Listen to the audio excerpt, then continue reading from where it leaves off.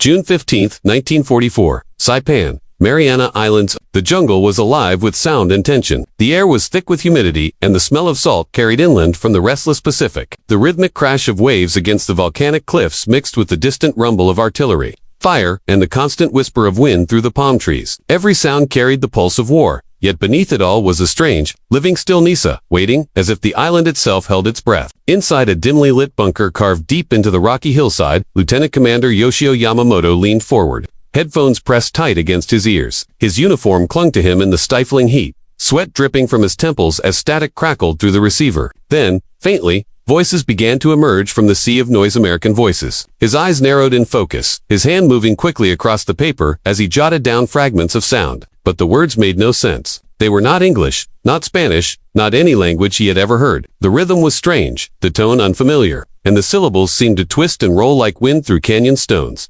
Yamamoto's mind raced. He had spent years studying languages, codes, and signals at the Imperial Naval Academy. He knew the patterns of encryption, the logic of substitution ciphers, the mathematical elegance of code-breaking. Yet this defied all logic. The voices were clear, deliberate, disciplined soldiers, transmitting information, but the meaning was buried in a web of sounds impossible to decipher. He scribbled furiously, trying to capture what he heard. Frenetic guesses, strange combinations of sounds, anything that might someday make sense. But with every new message, the mystery only deepened. Behind him, 3 exhausted cryptographers sat hunched over tables covered in papers, frequency charts, and recordings. Their faces were pale from sleepless nights and constant frustration. For 18 long months, they had listened to these same strange voices. They had charted frequency shifts, counted syllable patterns, mapped timing, intervals, every scientific approach they could imagine, and, still, they had nothing. No recognizable structure, no repetition that fit any known linguistic code. It was as if the Americans had discovered a language that existed entirely outside the known world. What made it more unnerving was that the Americans spoke openly, without the usual encryption devices or codebook. The transmissions contained detailed battlefield coordinates, troop movements, artillery targets, vital information that should have been heavily encrypted. Yet they spoke as if they had nothing to fear. The Japanese intercept stations across the Pacific had recorded thousands of such messages. Each one was clear, precise, and utterly unintelligible. The Americans were communicating in plain voice, and yet it was as if they were speaking through an invisible wall no enemy could penetrate. By mid-1944, Japanese intelligence was among the most advanced in the world. In the early years of the war, their cryptographers had achieved brilliant successes. They had broken several Allied codes, intercepted naval plans, and even anticipated fleet movements before major battles. Their linguists were highly trained, many having studied abroad in the United States, Britain, or Germany. They could translate complex military messages and detect hidden meaning in the rhythm of Morse signals. These were men of exceptional intellect and discipline, but what now flowed through their radios was unlike anything in their experience. They had cracked the codes of the British, the Chinese, and even the Soviets. They had built an entire intelligence empire on the assumption that any code, no matter how advanced, could be broken with time and effort. It was a belief rooted in logic and mathematics. But now, in this humid bunker on Saipan, that belief began to crumble. No machine, no formula, no cipher chart could make sense of what they were hearing. It was as though the Americans had discovered a way to speak in riddles that no outsider could hope to understand. Unbeknownst to Yamamoto and his team, the answer lay far from the islands of the Pacific and deep within the deserts and mesas of the American Southwest. The voices on those radios belonged to men who spoke a language born of centuries of isolation, a tongue unwritten and unknown outside their people. It was not a cipher that could be broken, but a living code, one carried in the memories and culture of the Navajo Nation. The idea had been proposed 2 years earlier, in 1942, by Philip Johnston, a civil engineer who had grown up on a Navajo reservation in Arizona. Johnston had witnessed the unique complexity of the Navajo language. It was tonal, intricate, and had no written form. Its syntax and sounds were so foreign to outsiders that even those who heard it daily struggled to learn it without immersion. He realized that this linguistic isolation was its greatest strength. If used as a battlefield code, it would be impenetrable. To the Navajo themselves, their language was sacred, a connection to their ancestors and to the land. To the U.S. military, it became an unbreakable weapon. The first Navajo code talkers were trained in secret and deployed across the Pacific. Their code was built not on substitution or encryption machines, but on cultural understanding and shared memory. They used Navajo words to represent military terms, blending ancient traditions with modern warfare. When a code talker said turtle, it might mean a tank. When he said ironfish, it meant a submarine. Every word carried hidden meaning, understood only by those who shared their heritage. As Yamamoto listened helplessly to those indecipherable transmissions, he could not have known that he was hearing the echoes of a people whose language had survived centuries of oppression and silence, now reborn as a shield for freedom. The Japanese cryptographers continued their futile work, unaware that they were not trying to decode a man-made cipher, but a living culture woven into sound, one that no machine could ever replicate. The war raged on, but in that bunker on Saipan, Japan's finest minds had met a mystery beyond logic. A code, carried not in ink or wire, but in the soul of a people. Fewer than 30 non-Navajos in the entire world could speak the Navajo language fluently, and none of them were Japanese. It was a language that lived in the mouths of its people, and nowhere else. It had no alphabet, no written grammar, and no close relatives among the world's languages. Linguists who studied it often described it as a linguistic island, isolated in both sound and structure. The words twisted and flowed in ways that defied imitation. Tone and rhythm could change meaning entirely. And even for those who had spent years among the Navajo people, fluency was elusive. The language had survived for centuries, passed from one generation to the next, entirely through speech. It had resisted translation, resisted formalization, and in doing so, had become a natural fortress act code that existed long before the concept of codes. It was, in essence, an unbreakable cipher, not built by machines or by mathematics, but by time, heritage, and the living memory of a people. In May 1942, 29 young Navajo men arrived at Camp Pendleton in California. They were farmers, shepherds, and mechanics, sons of a nation within a nation. Many of them had grown up under the shadow of American assimilation policies. They had been sent to government-run boarding schools where speaking Navajo had been forbidden, where teachers washed their mouths with soap for using their own words, where their hair was cut short and their identities stripped away. They had been told their language was primitive, a relic of the past. And now, that same language, the one the government once tried to erase, was being called upon to defend the United States in its darkest hour. It was one of history's great ironies, and for the men who answered the call, it carried both pride and pain. At Camp Pendleton, these recruits were introduced to a new mission. The U.S. Marine Corps needed a battlefield code that the Japanese could not decipher, and Philip Johnston, the engineer who had grown up on the Navajo reservation, believed their language could provide it. The idea was simple, yet revolutionary. If they could build a coded system within their own tongue, one only they understood, they could create instant communication faster and safer than any machine. The Navajo recruits accepted the challenge with quiet determination. They began by crafting a vocabulary that could adapt their language to the needs of modern warfare. There were no words in Navajo for tanks, grenades, or airplanes, so they invented them. A tank became chi, meaning tortoise, slow-moving but armored and unstoppable. A submarine became beshlo, ironfish, silent and deadly beneath the waves. A dive bomber became genie, chicken hawk, swift and fierce in its descent. Even letters were given meaning through animal names. A became Wallakai ant, B became shush bear, C became mosey, cat. They built multiple words for each letter to prevent pattern recognition, layering creativity with security. Every sound carried purpose. Every metaphor was rooted in the natural world they knew. It was code that reflected the soul of the people.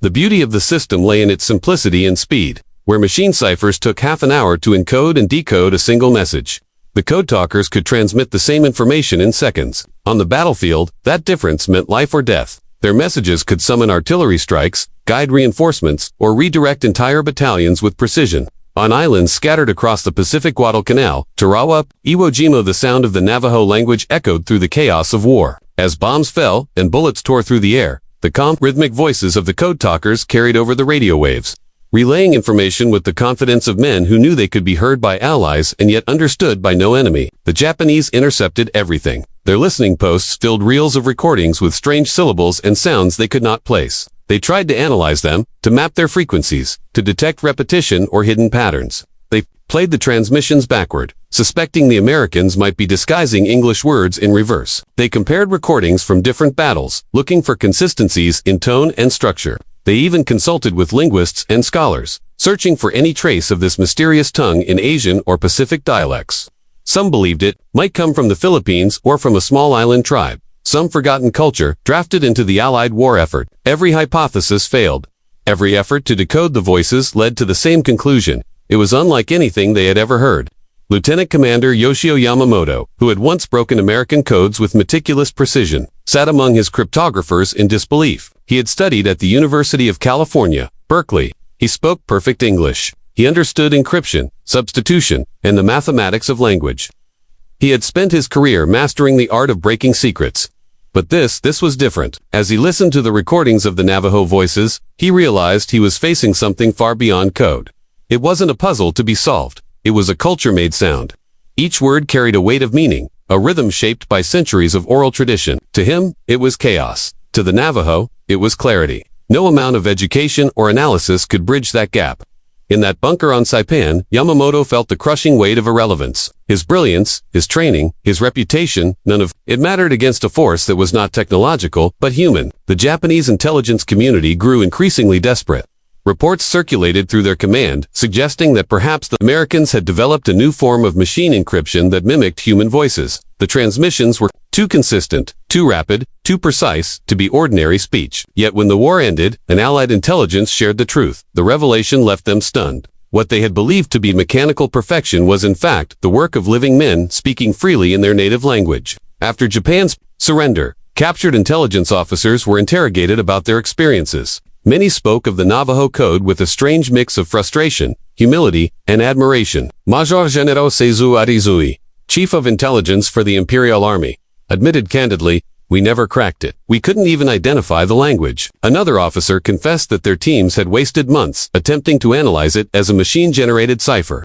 Only later did they discover it had been spoken by soldiers, by human beings whose culture had become the perfect defense. One captured cryptographer, when presented with recordings of the Navajo transmissions, sat quietly for several minutes, listening to the strange music of the language. When he finally spoke, his words carried both awe and defeat. "Whoever designed this," he said, "understood that language itself could be a weapon. You did not just encrypt your words, you made your very voice the key." In that single realization lay the essence of the code talkers' achievement. They had turned something ancient into something invincible.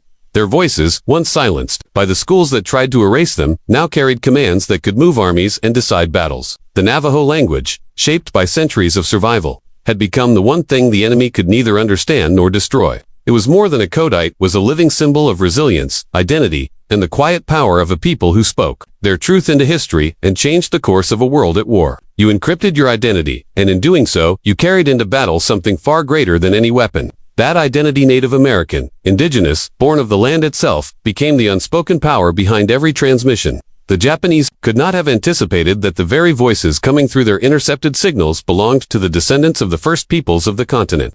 Voices shaped by centuries of survival and silence. In the static and noise of war, those voices were not just relaying coordinates or calling for artillery. They were speaking the living memory of a civilization older than the idea of America itself.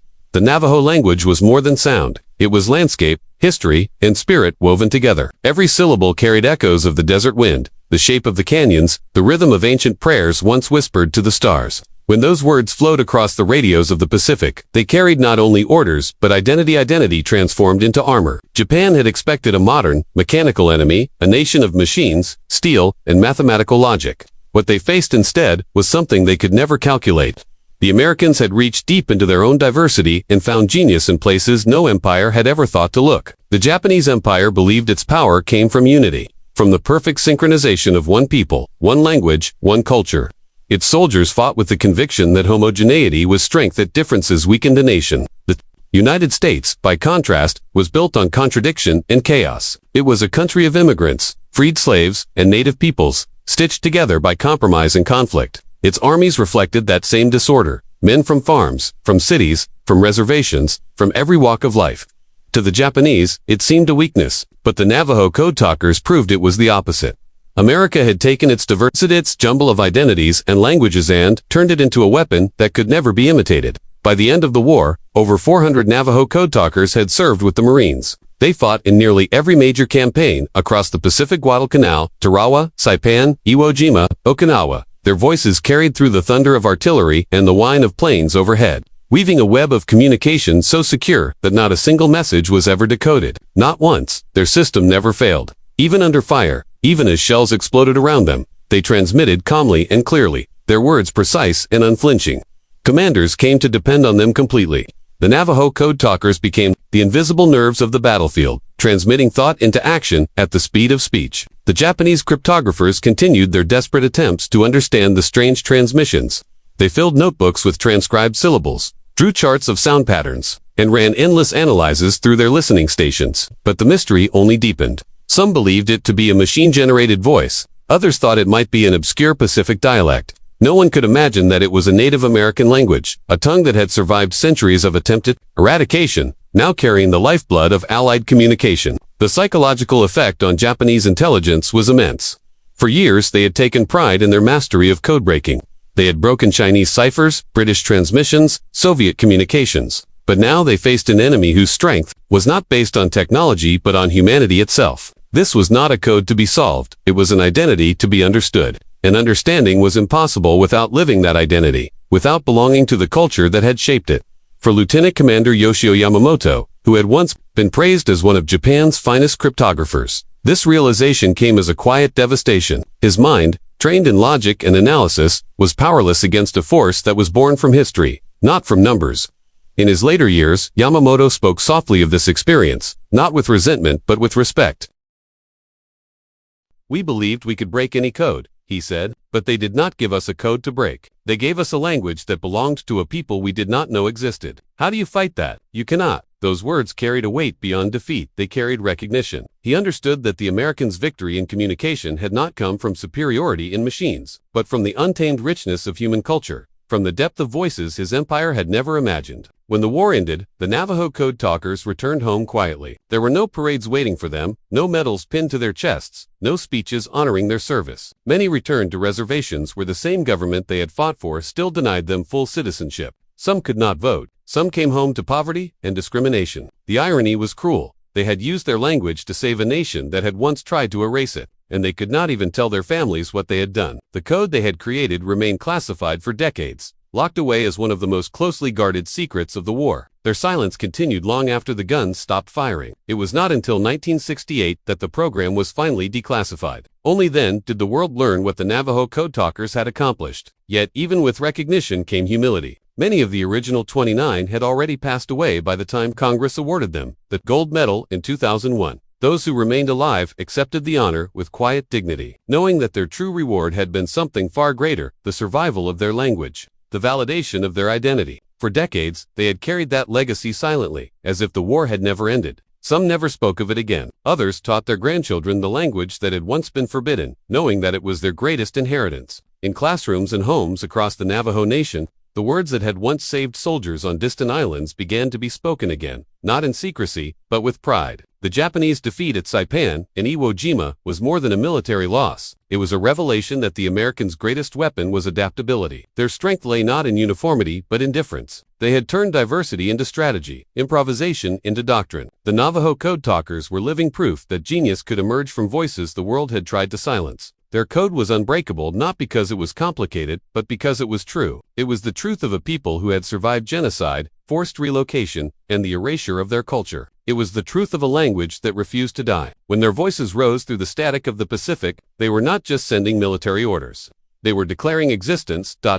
What the Japanese heard across those radio waves was not merely communication. It was history speaking. It was the ancient merging with the modern. Resilience turned into sound. It was a reminder that no machine, no weapon, and no empire could ever silence a people who refused to be forgotten. In the end, that was the message hidden beneath every transmission. We are still here. We are still speaking. You will never understand us. That was the real code. Not unbreakable because of its structure, but because it carried the one thing no enemy could duplicate: truth. Asterisk.